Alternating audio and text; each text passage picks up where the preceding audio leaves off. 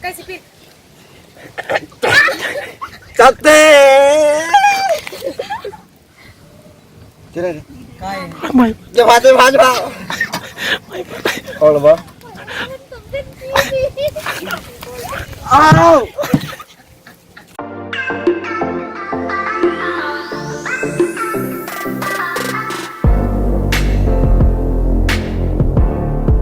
วันนี้มาพบกับบรรณาพระแสมเนาะ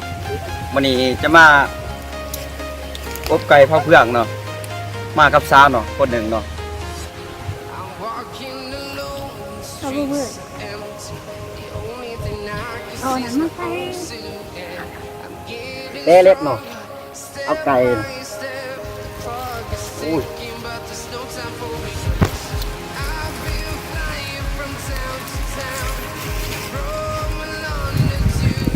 หอม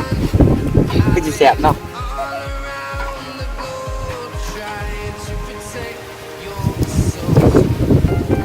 กระทุ่มยุ่งไอ้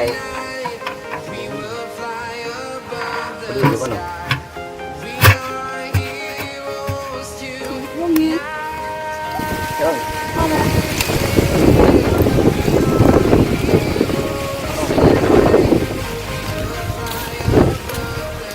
ได้เก็บปืนเนาะเก็บปืนใส่ทางโยกไก่เขาเพื่อง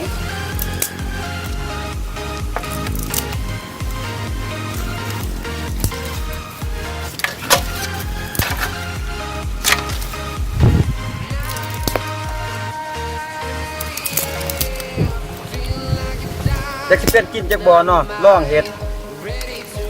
ล่องเมืองมันสิสุกจากบ่อเนาะเอาคนเพื่องใส่เนาะมากับผู้สาวงามๆ2คนเนาะ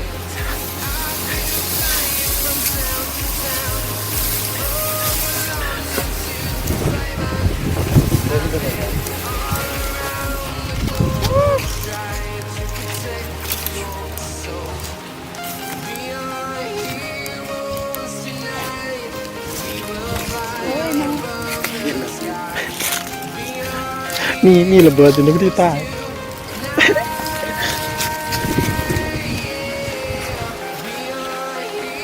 เราถามประมาณ30 นาทีเนาะเดี๋ยวจักสิกินเนาะ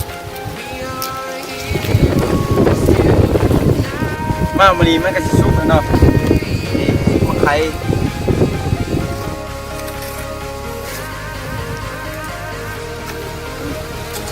สุกอยู่มั้งเนาะ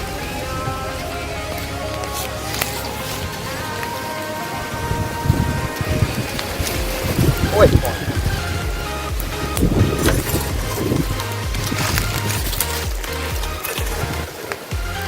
จะนั่งกิน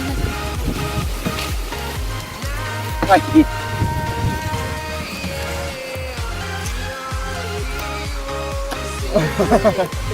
หัวจะไม่เอาเลยดินี่น่าเป็น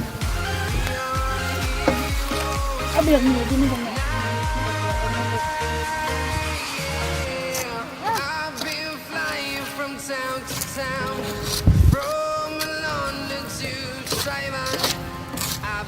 สุกอยู่มั้งเนาะ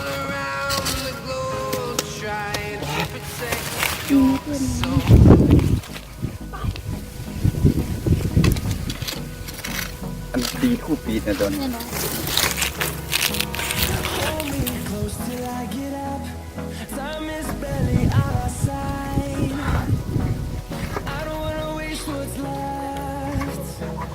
ใกล้สิปิดจับเต้จะได้ไม่จะพาเอาหรือเปล่าอ้าว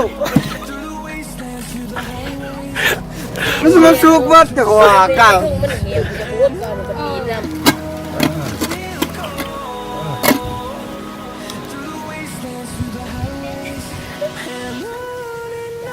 ปลาขาวตายน่าสุกแสบดีนี่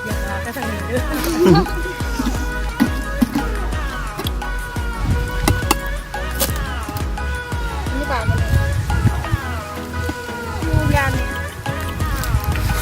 จับนี่เบ้อ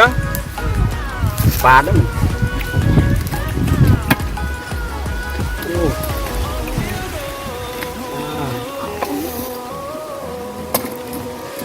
ปาดเองเลยเออ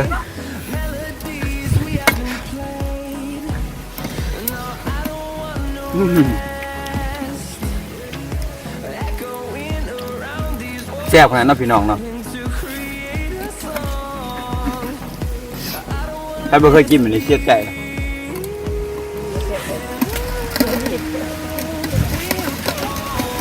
มากินอยู่ป่าอยู่ร่องเนาะเสียงลมกระดังเนาะ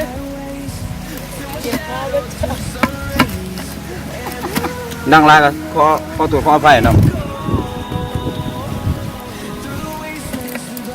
ปลานี่ในเบื้องนี่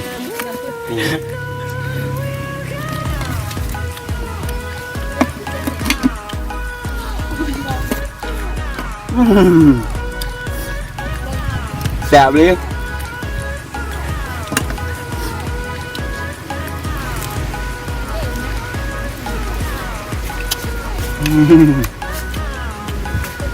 โอ้ยแซ่บเลยเนาะเมื่อกี้กับผู้สาวเนาะผู้สาวกับงามๆมาคนเดียวเนาะมันกินอยู่ปลาอยู่ร่องเนาะบ่มียังเด็ดสูไก่มะพร้าวเผือกเนาะปลามันจิบซุกว่ามันจะใหม่เนาะโอ้ยแซ่บเลย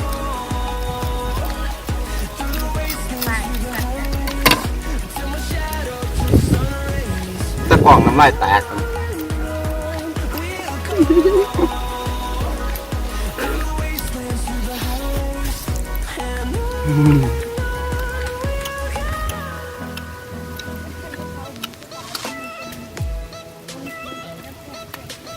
ข้าวไก่เนาะ ข้าวบักใหญ่ อ้าวอยากให้ซาวฟอนนี่มากินน้ำเนาะคือสิแซ่บ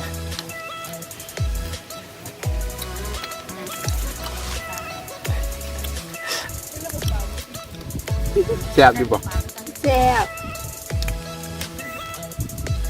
มันหมดเลย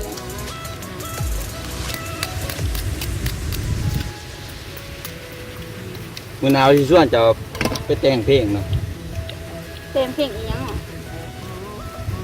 นั่งกดปกดู ไปพี่ แข่งกับซาวฟอน โฆษณาเขาเหรอเขาคอมทั้ง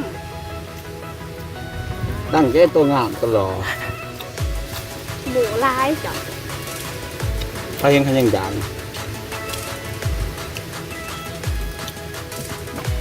ลอกฝาทางในก่อนเป็นยังไงโอ้ยกินไก่คนมากก็อยากเนาะร้ายอยู่มือนางขากินก็มี แอนมาโต จับเบิ้ง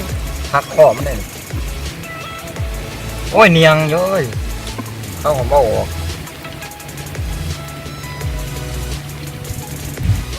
โอ้ครับนี่โอ้ยผักกะหรี่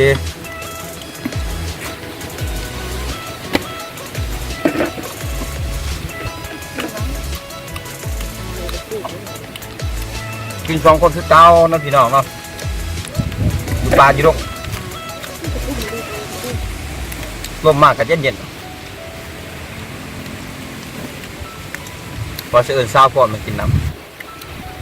มีใครอยู่ในคางเลยพี่ อัน ต้ นี้ องข้าวดิ ซาวแตนเนาะ แทนที่เช้าพรบ่ได้บ่ บ่ได้ข้าวงาม มึงด่านนี่หงงอยู่บัดนี้มาว่าเช้าพรหรืองาม ไม่นัวครับ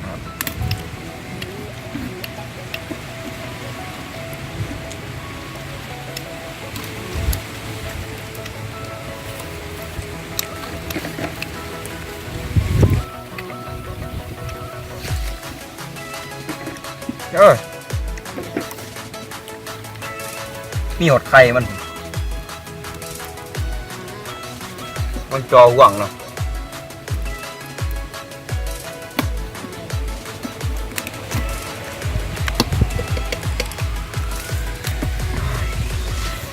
ปาดเบิ้งหมองหัวใจนี่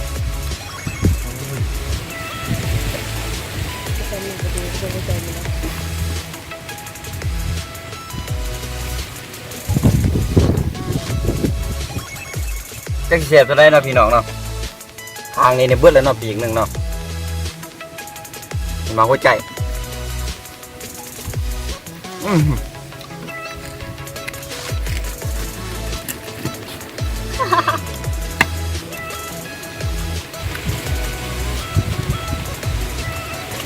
เบิ่งคลิปนี้อย่าลืมเนาะลืมกดไลค์กดแชร์เนาะกดซับสไครต์เนาะพี่น้องเนาะถ้าอยากเบิ่งคลิปต่อไปเนาะ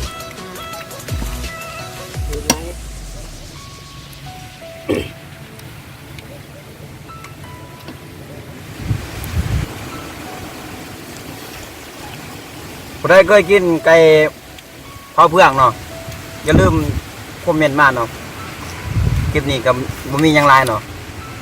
ขอลาไปก่อน ไม่ได้ ใครอยากกินก็มากิน